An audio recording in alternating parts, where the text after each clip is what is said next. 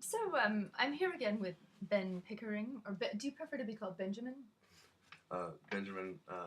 So, Some people call me Benjamin. okay, could we Pickering. make this a little bit like just a direct informational? As Portland Police of Oregon, Benjamin Pickering looks like a normal, average guy to the eyes, but Benjamin Pickering has blindness in this eye. Oh yeah, I'm blind out of my left eye, completely blind. So, Portland Police, if you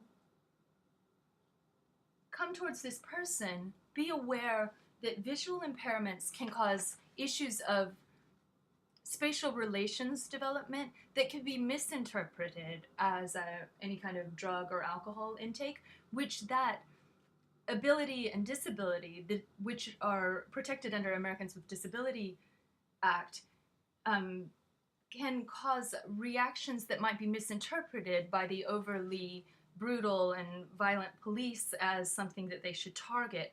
And for your safety and protection, Portland Police, I would personally beseech you, as Mary Ng, to say Benjamin Pickering, though he looks average, may have spatial relations issues that need special protection for the brain damage which occurred with the traumatic incident with the log that cut open your skull and the subsequent on Easter stapling morning, I guess I went into a coma. I don't know the whole thing because I just remember waking up, a coma, being fed, by straw, and like not eating food.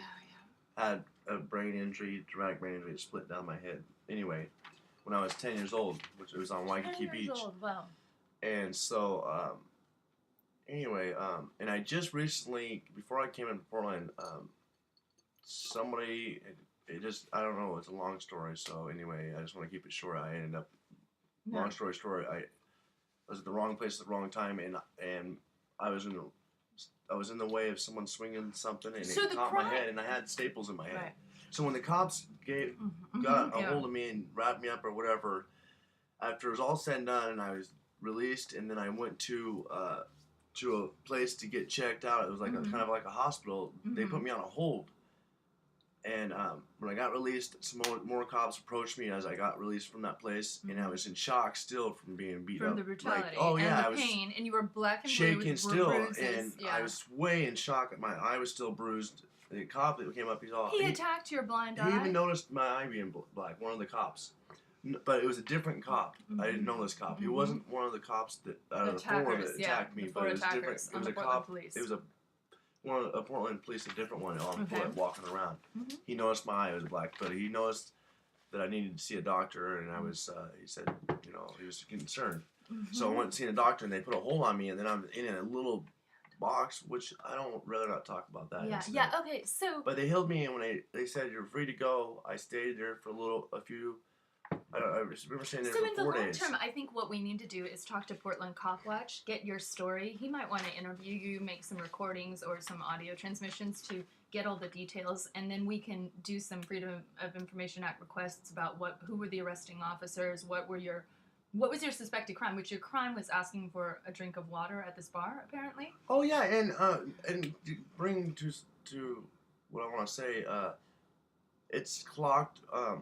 My brother's a witness, and mom, and his little nephew, which I don't know his nephew. I've never met him before, but I left his house that night, just because we were just different on our differences. And wrestling, I was like, wrestling's getting ready to start. Just like 5 minutes till wrestling started, and we talked for a minute. And I said, well, I'm gonna walk up. I walked up to the bar. I left his house. Quiet. I left his house, and so I went to the bar, which it says Marlboro on the front of the bar. Yeah. And I guess I was upset about some guy flipping out, and I just talked. Me and my brother had a little concern against each other. So we need to keep this clean and concise. What I'm recommending is we're going to talk to Cop Watch, report the incident, report it as an Americans with Disability Act violation, report it to the federal DOJ, who already have a settlement they're trying to advance with training the police not to do this kind of thing.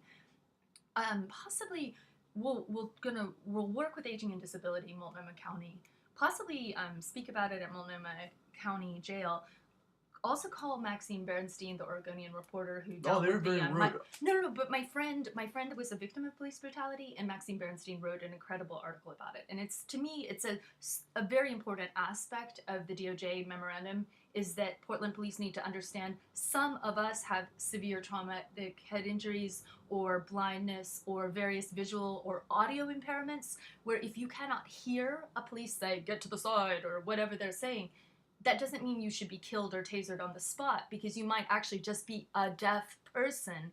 And the Americans with Disabilities Act needs to be interpreted in a way to protect all persons, so all persons can, and it's actually an international agenda that we have. So that's very important. And then also there's something called the Independent Police Review, which they're trying to amp up, but it's usually a little bit of a rubber stamping of the police. It's like a fake investigation, but I think it would be good to get the paperwork and documentation. And then you've got an attorney who's working on resolving these issues, but you're not having a resolution to the trauma and the pain you've suffered. And I think that's where we possibly need to talk with Greg Kafuri, who specializes in police brutality with the Portland Police Department, and the brutalizing of the person outside a nightclub. They brutalized a woman in a false arrest, shattered her wrist, but he sues the Portland Police Department regularly. And I wish there were hundreds of people like Greg Kafuri. Portland is a very underserved legal market in terms of the appropriate level of oversight and whistleblowing.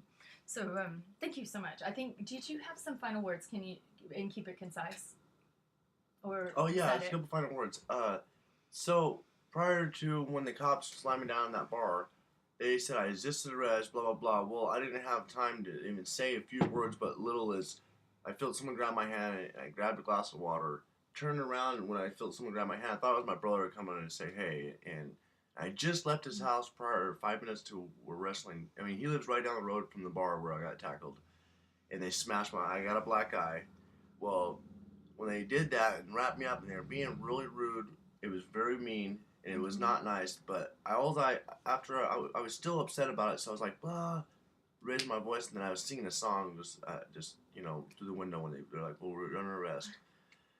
And I guess it was for throwing my hands up in the street, and they thought that I was out of control by, I guess, my movements going like this. God, my brother, and then this guy was just out of control on the street in Portland. The guy was out of control, so I was like, God, this guy is nuts. And just for the public record, you're a good citizen in terms of you've done work with the homeless community for your entire childhood because you had these amazing parents. You've volunteered for your churches. You've intercepted violence and broken up violence. You've worked it's almost like a pro bono peace officer for the common good in many different capacities. I was in churches. I volunteer. I learned to volunteer, and I've helped, like, we deliver wood to people's homes, keep people's fires warm. Nice things, and so the Portland police seem to be misinterpreting something. It's not always what people assume or seem or whatever, but it's how someone approaches somebody. And I'm a nice guy to talk to. All you gotta do, all you have to do is just like say hi, talk to somebody. Yeah, like, find out where they are. Just be nice. I know it's just little as not drinking. Jump to conclusions. I was just literally just drinking. Well, I'm so glad they didn't kill you, and I'm so glad they didn't taser you, and I'm so glad you are recovering from the physical injuries, and I'm so glad you recovered from the coma and the head injury. So I'm so glad you're here with us today to help educate people on police brutality in Portland, Oregon. Thank you so much.